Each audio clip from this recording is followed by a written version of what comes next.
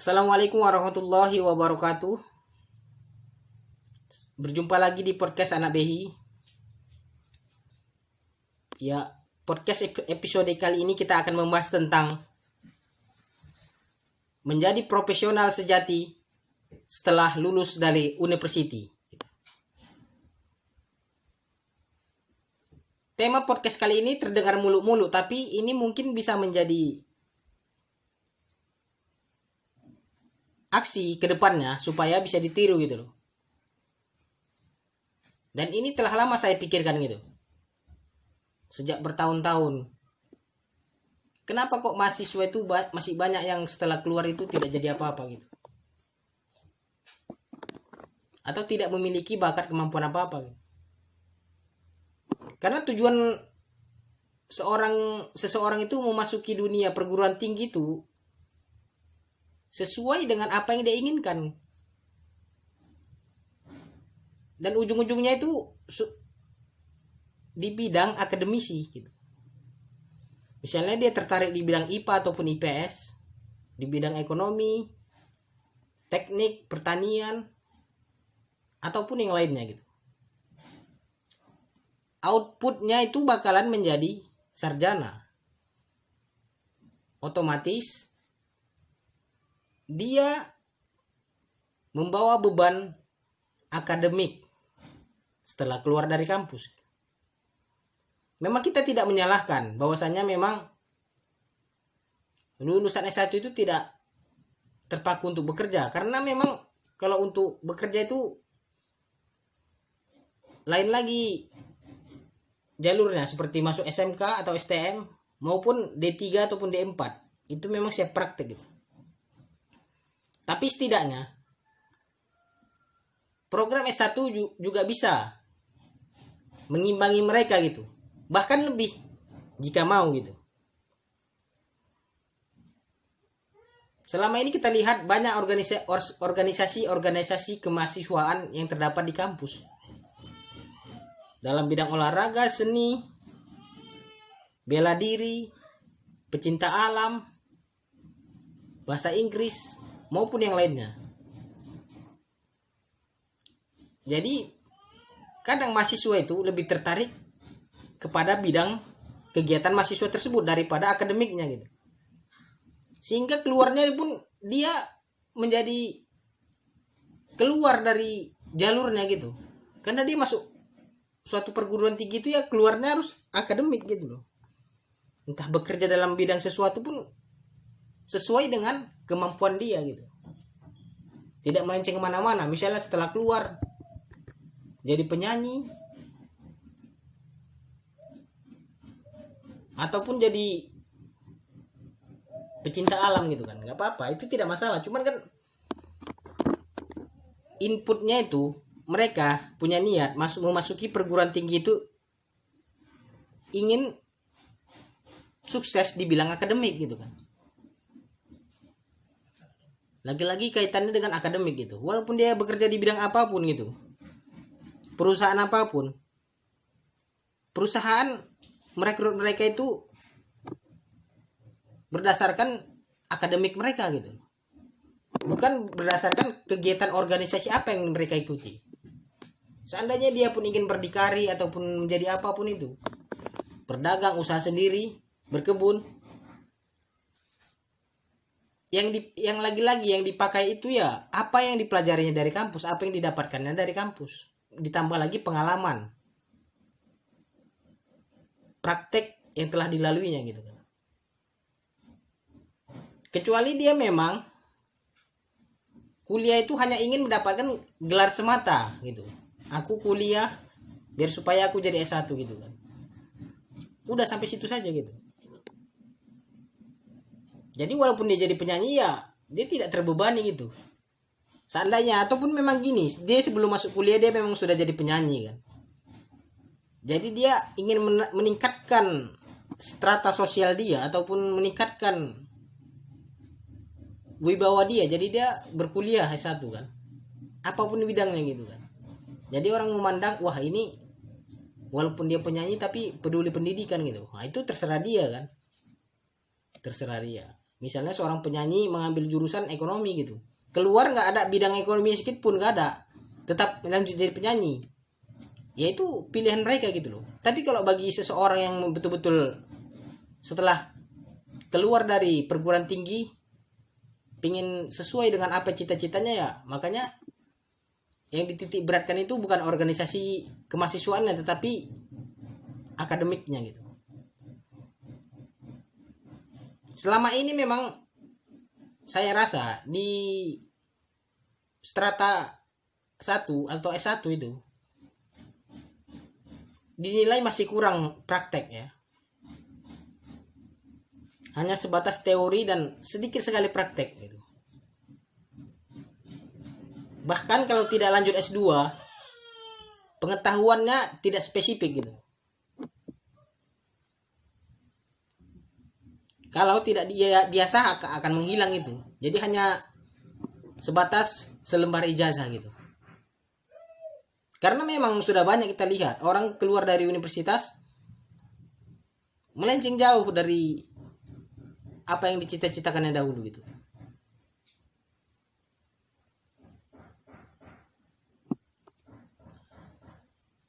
Kita tidak menyalahkan adanya organisasi kegiatan mahasiswa, tapi setidaknya lah 50-50 gitu loh. Seandainya ada dibilang bakat atau kemampuan berorganisasi, tapi ada juga dibilang organisasi atau kegiatan kemahasiswaan itu di bidang akademik juga gitu. Jadi membantu kegiatan akademik di kampus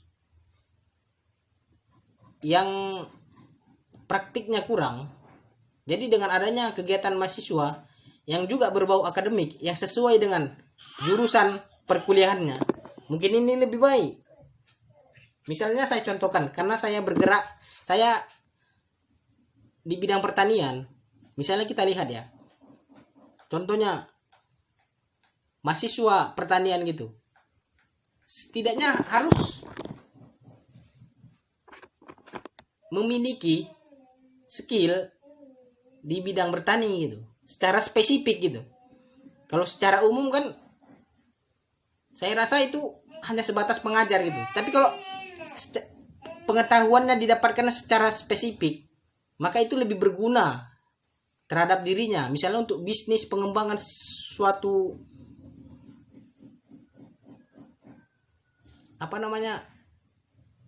produk pertanian gitu kan, atau pengembangan budidaya tanaman apa gitu kayak. Jadi ketika mahasiswa memiliki pengetahuan yang spesifik, kesuksesan akan mengejarnya juga gitu.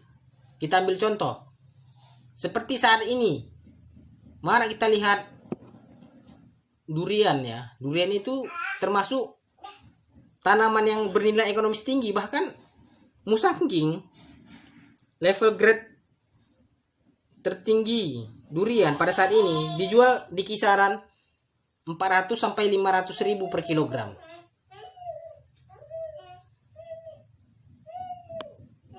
Jadi sekarang banyak orang yang berlomba-lomba untuk menanam buah ini gitu loh.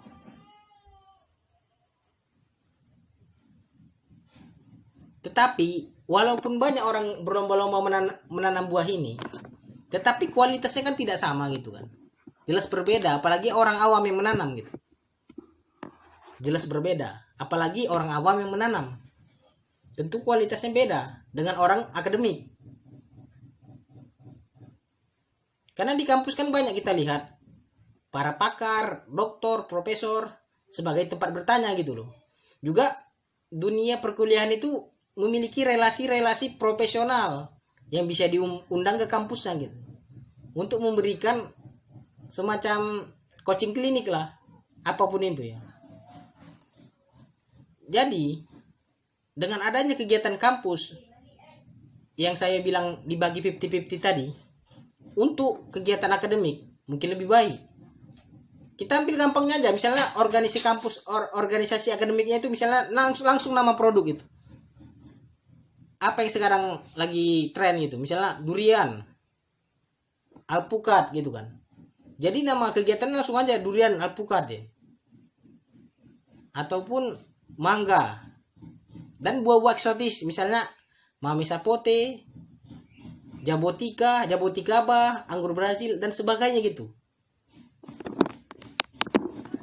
Jadi mahasiswa itu dengan masuk ke organisasi tersebut, dia akan paham dan mengerti mulai dari tata cara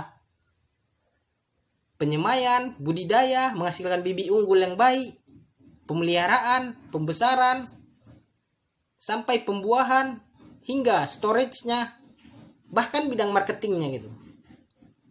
Jadi seluruh rangkaian kegiatan tanaman tersebut, mulai dari dia ditanam sampai panen, sampai dia dijual, mahasiswa tersebut mengalami. Kita pukul rata sekarang ya, mahasiswa itu kan tinggal kan di universitas itu dalam jangka waktu 4 tahun gitu.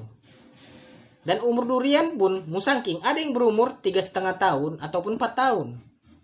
Jadi kalau mahasiswa itu diajarkan dari awal sampai dia berbuah, dia dapat mencermati dan dapat tahu ilmunya. Karena selama rentang waktu tersebut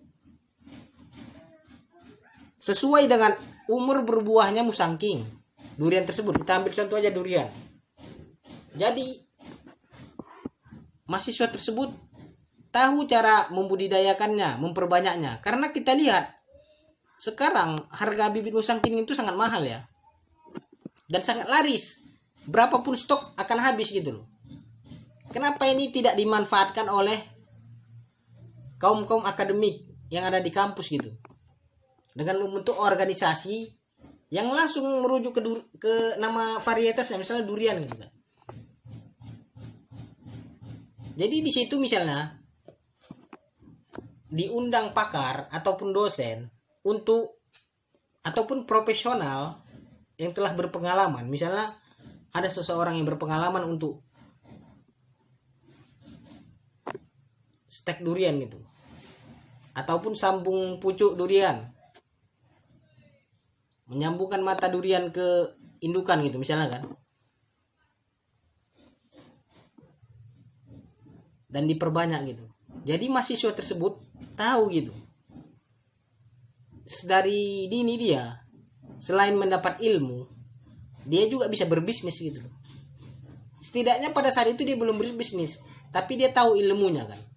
Tahu dia dari mana ini didapatkan, link-link mana saja yang bisa dicarinya gitu kan.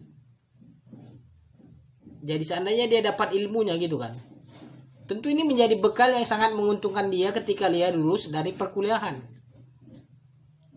Dan setelah lulus pun dia akan berguna juga bagi kampusnya untuk mendidik adik-adik juniornya gitu. Jadi link ini tidak putus gitu. Dan pengembangan varietas buah-buahan di Indonesia akan semakin maju gitu. Karena semakin banyak lulusan yang berdikari sendiri, menghasilkan suatu produk pertanian sendiri dengan kualitas yang bagus, karena telah dididik dalam kegiatan mahasiswa yang berbau dengan akademik tadi. Misalnya suatu kegiatan mahasiswa yang bernama durian, langsung itu durian atau alpukat segala macam yang memiliki nilai ekonomi tinggi gitu kan. Jadi ini sangat bermanfaat bagi dia gitu. Dan ini juga bermanfaat bagi peningkatan ekonomi rakyat Indonesia gitu. Karena banyak kali akses atau keluaran lowongan kerja dari usaha durian ini. Misalnya pembukaan lahan durian 80 hektar misalnya. Banyak tenaga kerja yang dibutuhkan. Misalnya pembibitan durian, banyak juga tenaga kerja yang dibutuhkan gitu. Selalu ada dampak positifnya gitu kan.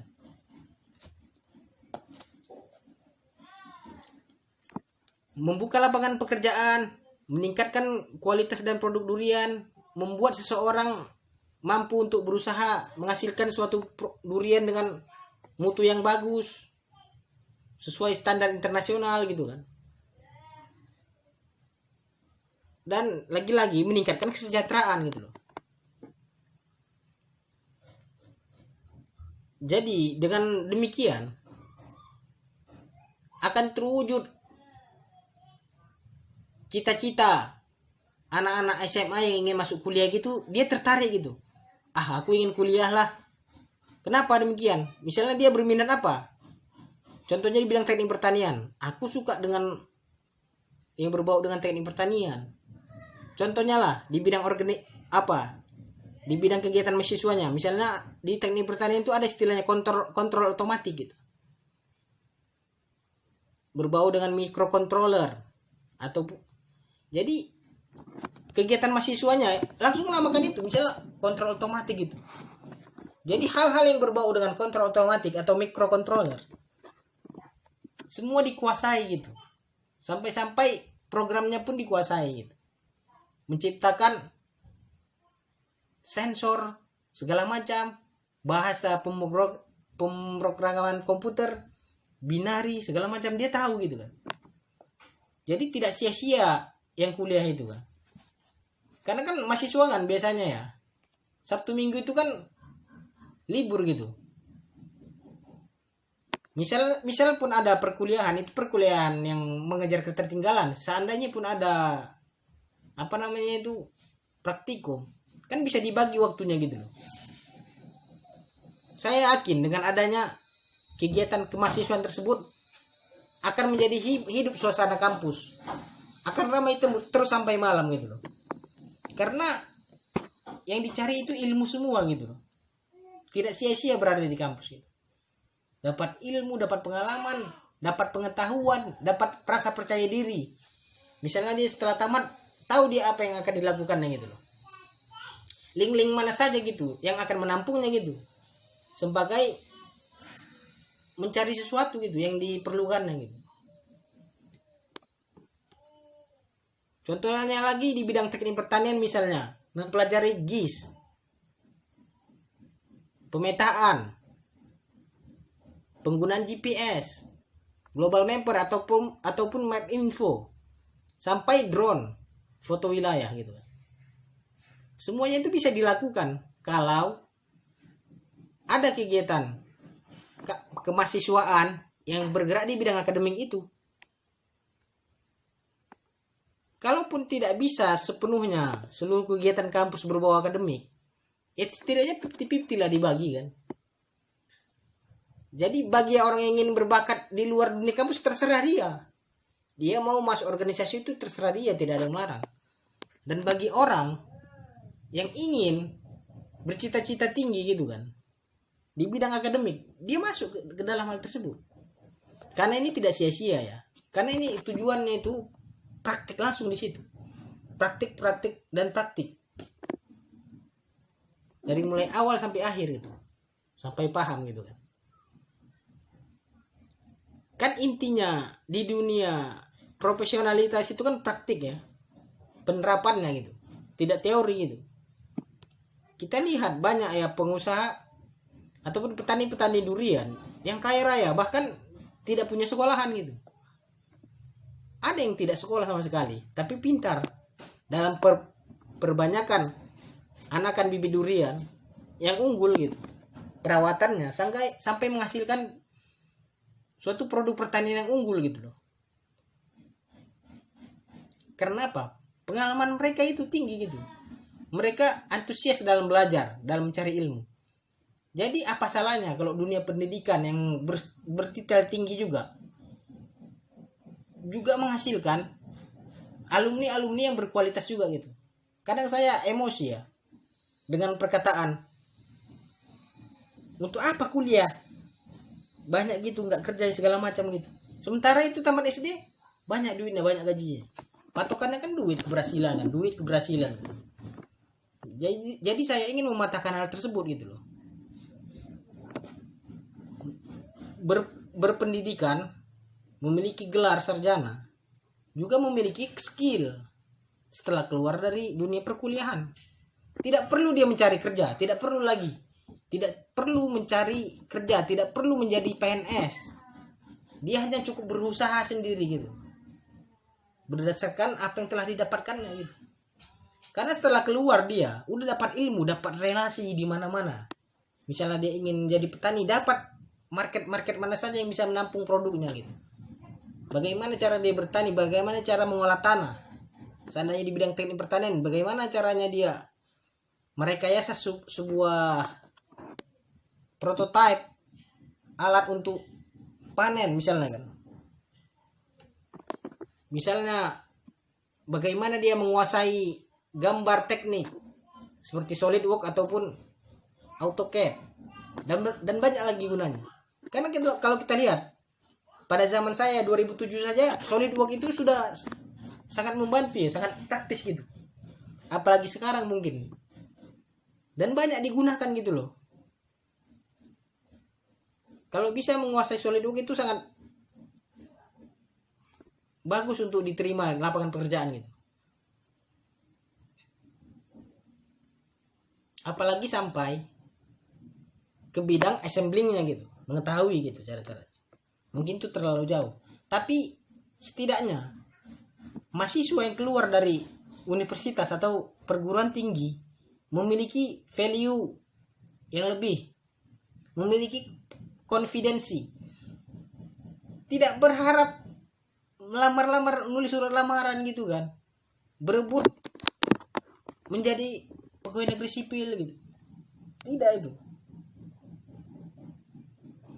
Jadi dengan adanya suatu kegiatan kemahasiswaan yang bergerak di bidang akademik yang total dan paripurna gitu loh, dan pihak kampus pun betul-betul mewadahi gitu segala macamnya gitu, mewadahi, memfasilitasi gitu kan, terbantu juga kan tugas kampus gitu kan, tugas universitas itu terbantu dengan adanya organisasi-organisasi kemahasiswaan yang bergerak di bidang akademik juga gitu loh, terbantu juga gitu. Harum nama kampusnya karena misalnya lulusannya tinggi-tinggi nilainya IPK-nya, atau lulusannya memiliki value yang lebih setelah tamat, banyak jadi berdikari menghasilkan lapangan pekerjaan kan, akreditasi kampus kan naik juga kan, dan menarik minat masyarakat untuk masuk perguruan tinggi. Sekarang ini kan banyak orang yang apatis terhadap pendidikan tinggi ini, perguruan tinggi ini, nggak ada gunanya, ngabis-ngabisi duit, udah tamat pun berebut lapangan pekerjaan gitu, tidak semuanya ketampung gitu. Jadi dengan adanya hal yang positif seperti ini, saya rasa masyarakat Indonesia berlomba-lomba ingin memasuki perguruan tinggi negeri. Sekian podcast kita pada siang hari yang berbahagia ini. Bila ada kata-kata yang salah, saya mohon maaf. Assalamualaikum warahmatullahi wabarakatuh.